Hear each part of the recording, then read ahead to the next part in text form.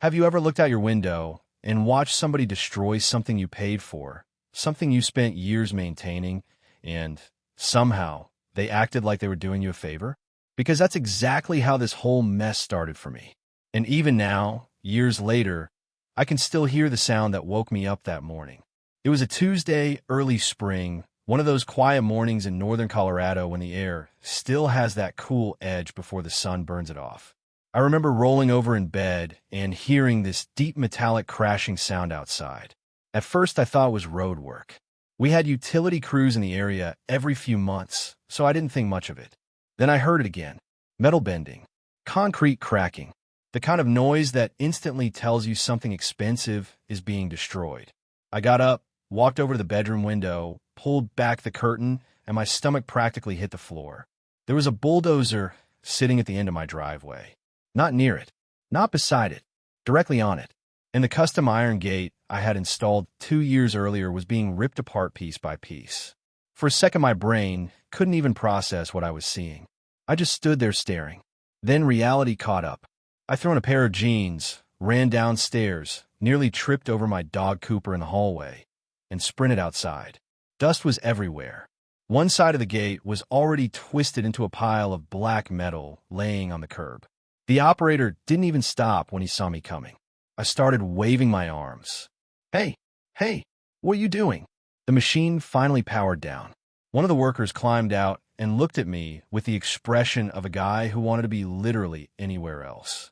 We're removing the structure, he said. What structure? I asked. My gate. He shrugged. Orders from the association. The association. That's what everybody in Willow Creek Estates called the Homeowners Association. Nobody ever said HOA. They just called it the association like it was some mysterious government agency. Who approved this? I asked. The guy pointed toward a pickup truck parked nearby. A man in a bright safety vest handed me a clipboard. There it was. A work authorization signed by the HOA board president, a woman named Denise Harland. According to the paperwork, my gate was considered non-compliant with community appearance standards. I remember reading that sentence 3 times because it sounded insane. Non compliant. The gate had been there for 2 years. 2 years. Nobody complained. Nobody fined me. Nobody sent a warning. In fact, Denise herself had complimented it at a neighborhood barbecue the previous summer. I still remembered her standing there holding a paper plate saying, "That gate really gives the property character." Apparently, character had an expiration date. I asked if they had any legal notice authorizing removal. Nobody answered. They just kept working. And here's the thing that really got under my skin. It wasn't just the destruction. It was the arrogance. Nobody explained anything. Nobody apologized. Nobody even pretended to care that they were demolishing private property. By noon, the gate was gone. Completely gone. What had once been a beautiful wrought iron entrance was now a mangled pile of scrap metal waiting for pickup. I sat on my porch staring at it while Cooper lay beside me. I wasn't yelling. I wasn't making threats. I was just trying to understand how a group of adults could convince themselves this was acceptable behavior. Around sunset, my neighbor Greg walked over carrying 2 beers. Greg had lived next door for almost 15 years and knew every piece of gossip in the subdivision. He handed me one and sat down. "Let me guess," he said. "Denise." I laughed, not because it was funny, but because he was right. Greg shook his head. "She's been looking for a fight ever since she got reelected." That got my attention. Apparently, there had been tension inside the HOA board for months. Denise wanted stricter enforcement, more fines, more control, more authority. Several homeowners pushed back. She didn't like that. According to Greg, she'd become obsessed with proving she was in charge. At the time, I figured that explanation made sense. A power trip, petty politics, the usual HOA nonsense. What I didn't realize was that Denise and the board had made a much bigger mistake than they understood. Because that gate wasn't there for decoration. It wasn't there to increase property value. It wasn't there because I thought it looked cool. That gate controlled access to a private road. And the legal ownership of that road was about to become the most expensive lesson the HOA had ever learned. Most people in Willow Creek assumed that little road behind my property belonged to the community. Honestly, I couldn't blame them. It looked like a community road. It connected 3 homes, curved behind a wooded section of a neighborhood, and eventually reached a walking trail that residents used almost every day. Kids rode bikes on it. Dog walkers used it in the mornings. Board members drove golf carts down it during neighborhood inspections. For years, everybody treated it like public space. The problem was that appearances and legal ownership are two very different things. About 8 years earlier, when I bought my house, my attorney insisted on reviewing every survey, easement, and title document connected to the property. At the time, I thought he was being overly cautious. Now I thank that man every chance I get. Buried inside those documents was a detail almost nobody remembered anymore. The road sat entirely on land owned by my parcel. There was a limited access agreement that allowed certain utility services and emergency vehicles to use it, but ownership remained mine.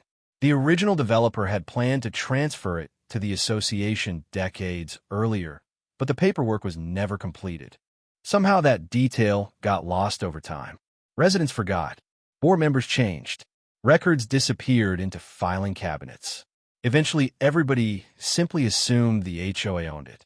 Everybody except me. The day after the gate was destroyed, I drove down to the county records office. I wanted confirmation before making any decisions. For hours later, I walked out carrying copies of surveys, title records, property maps, easement agreements, and enough paperwork to fill a small suitcase. Every document said the same thing. The road was mine.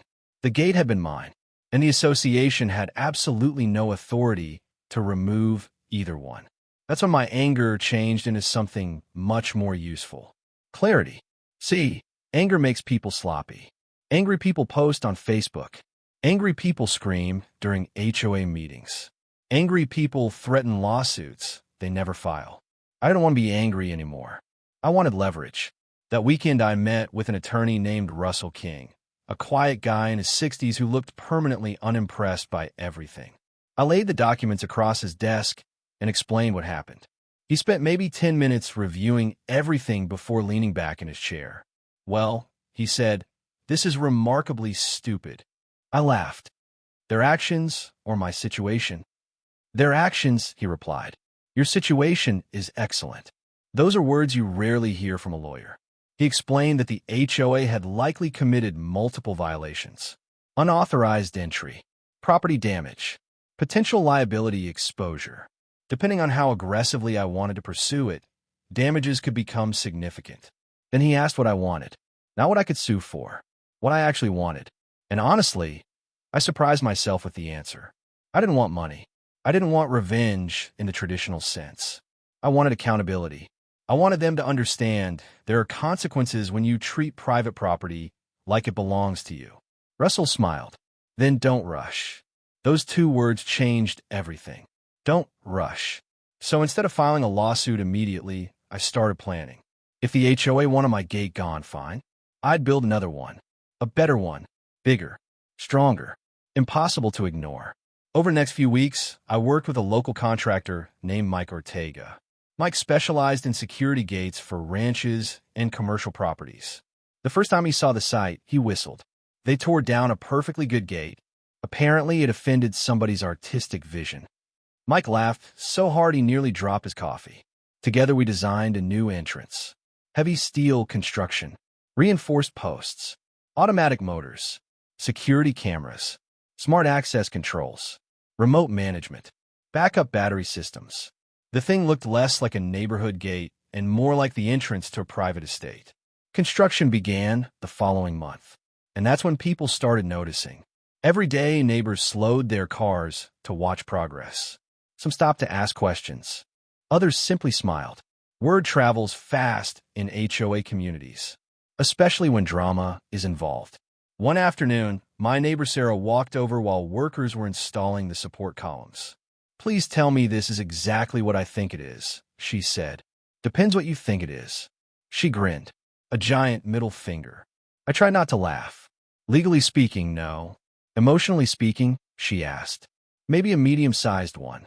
By the time construction finished, the gate was impressive.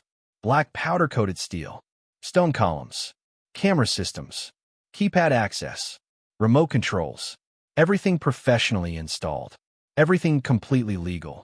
Then came the most important part: access permissions.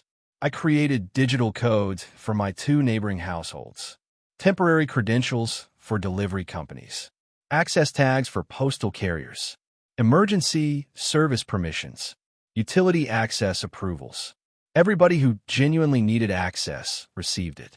Everybody except the HOA board. I didn't block residents. I didn't punish neighbors. I simply declined to provide access credentials to the people who had destroyed the previous gate. The first 3 days were quiet. Then came Monday morning. Around 9 o'clock, my phone rang. It was Greg. He could barely speak because he was laughing. "You need to come outside." "Why?" "Trust me." I walked down toward the gate and immediately saw the problem. Denise's SUV sat parked in front of the keypad. Behind her were 2 other vehicles belonging to board members. Denise was repeatedly entering numbers. The gate remained closed.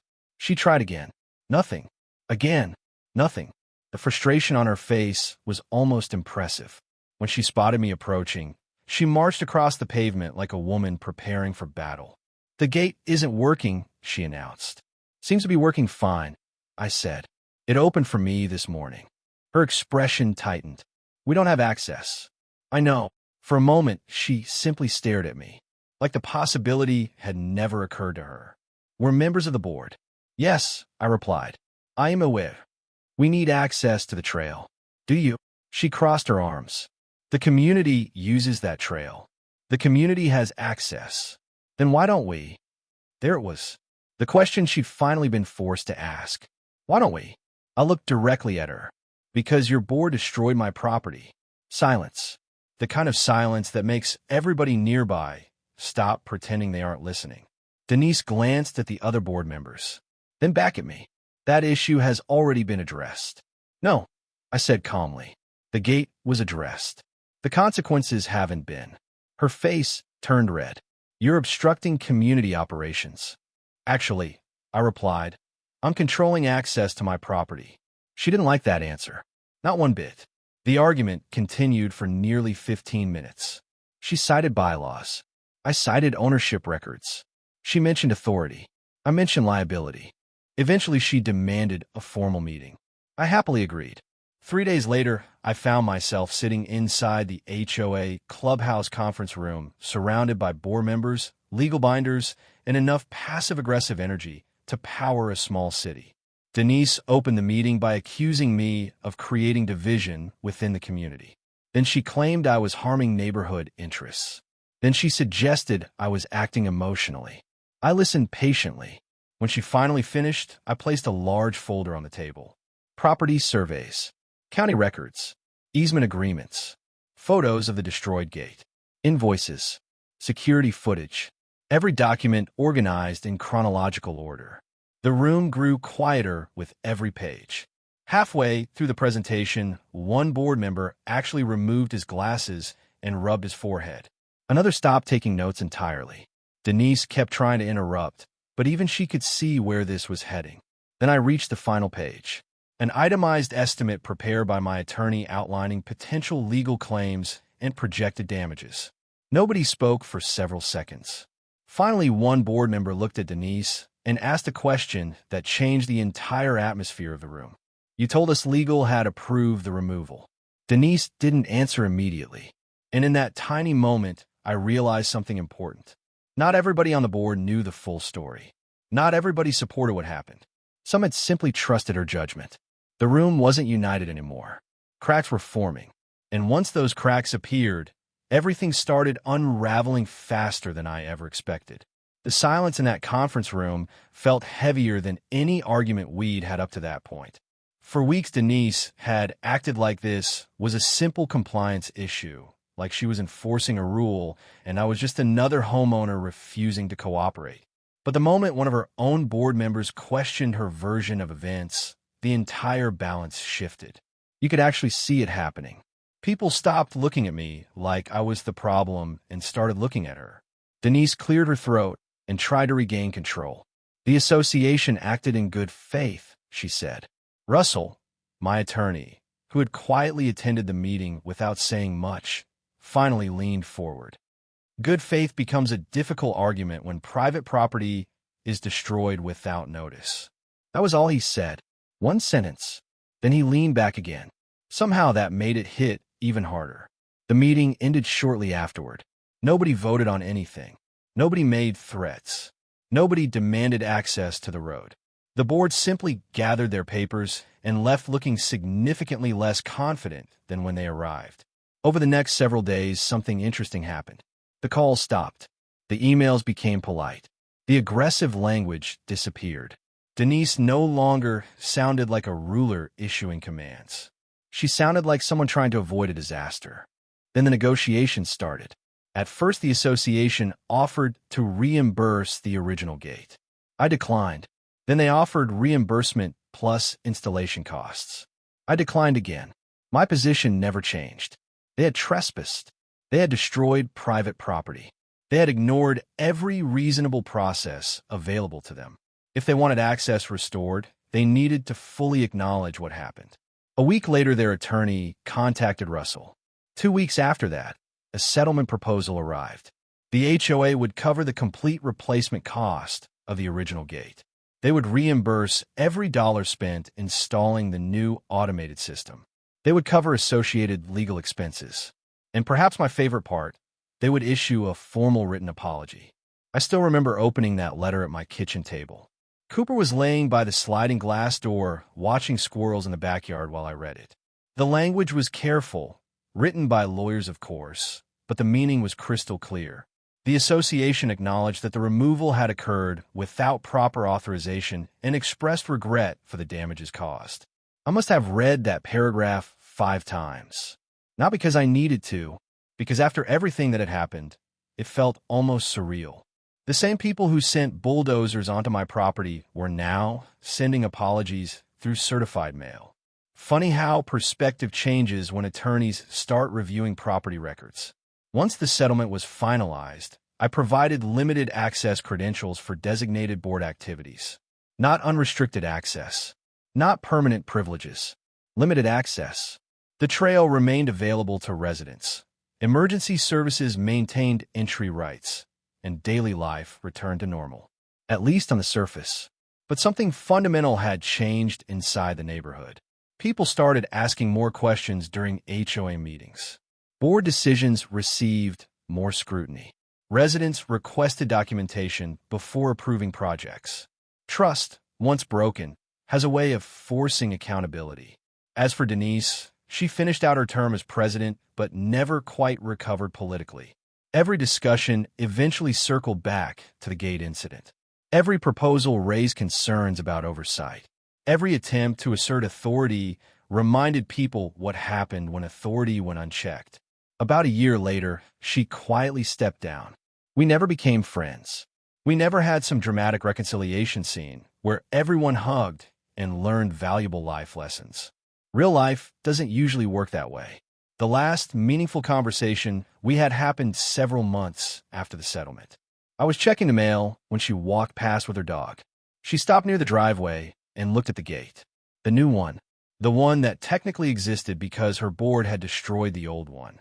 After a long pause, she said, "You know, all of this could have been avoided." I actually laughed. Not because she was wrong, but because she was accidentally right. "You're absolutely correct," I said. She seemed surprised by that answer. Then I added, "A letter would have been cheaper than a bulldozer." For the first time since this whole thing started, she didn't argue. She just nodded slightly and continued walking. And honestly, that moment stayed with me more than the settlement check, more than the apology letter, maybe even more than winning the dispute itself. Because at the end of the day, this was never really about a gate. It was about boundaries. Not fences, not roads, not property lines drawn on maps. Human boundaries. The invisible line where respect begins. Too many people assume power gives them permission. They think having authority means they no longer need consent.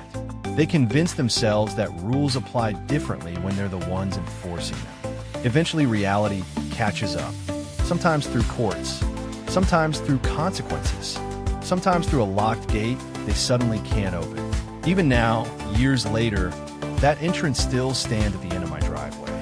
The cameras have been upgraded. The software has changed. The landscaping has grown in around the stone columns. Most new residents have no idea why it exists. To them, it's just another neighborhood feature. But every time I drive through it, I remember the lesson hidden behind all the drama. Respect is easy when there are no consequences for crossing the line. Real character shows up when respecting that line becomes inconvenient. The HOA learned that lesson the expensive way. And maybe I learned something too. You don't always need to yell the loudest. You don't always need the biggest lawsuit. Sometimes the smartest response is simply understanding your rights better than the people trying to take them away. Now I'm curious what you think. If you were in my position, would you have gone straight to court the moment the gate was destroyed, or would you have handled it the same way and let the consequences teach the lesson? And more importantly, where do you think the line is between enforcing community standards and abusing authority? Drop your thoughts in the comments, because I can promise you one thing: people are going to disagree about this one. If you enjoyed the story, don't forget to like, subscribe, and share it with someone who's had their own HOA nightmare. Trust me, we've all got at least one story.